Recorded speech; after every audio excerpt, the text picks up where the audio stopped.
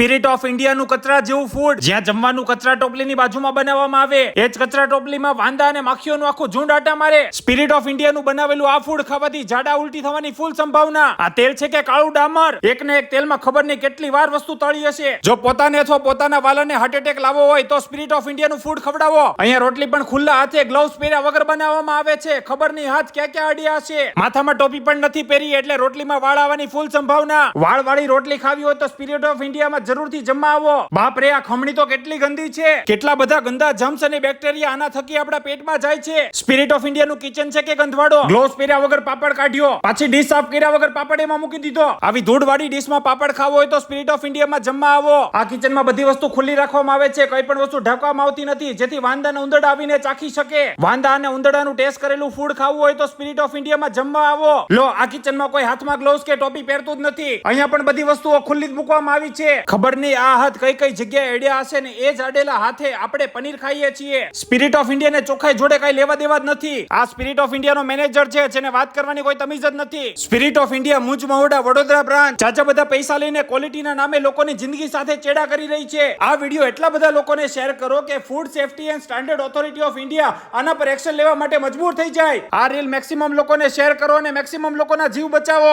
તમારું કોઈ સગું વાલું અહીંયા જઈને જમતું નથી ને? જોજો હો.